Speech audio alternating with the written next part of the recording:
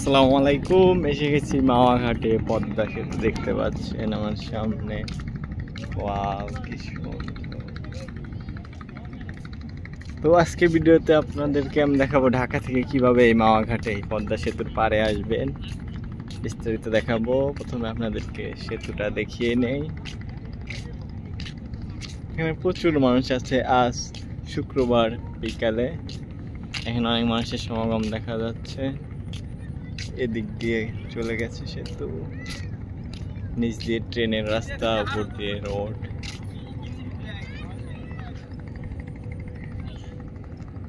এপাশে সুন্দর পাড় বানিয়ে দেওয়া হয়েছে। ঢাকা থেকে আপনারা অনেক বাস পাবেন, বসুমতী বাস আছে এবং মাওয়া লেখা অনেক লোকাল বাসও আছে, বড় বাসেও আসতে পারেন। তো বাস থেকে আসবেন মাওয়া গোল চত্বর নেমে আপনারা অটো দিয়ে এখানে আসতে পারবেন, মাত্র 10 টাকা ভাড়া নেবে। পদ্মার পাড়,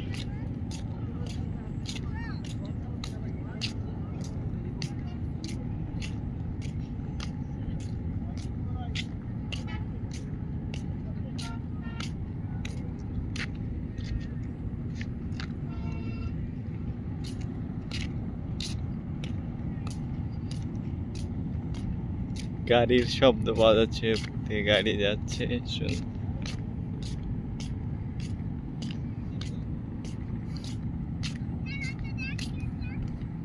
এখানে ব্যারিকেড দেওয়া রয়েছে, এরপর এই পাশে যেতে দেওয়া হচ্ছে না, কি কারণে জানা নেই। আবার ওই পাশে একটা লাল ব্যারিকেড দেওয়া রয়েছে, দুই পাশে সীমানা।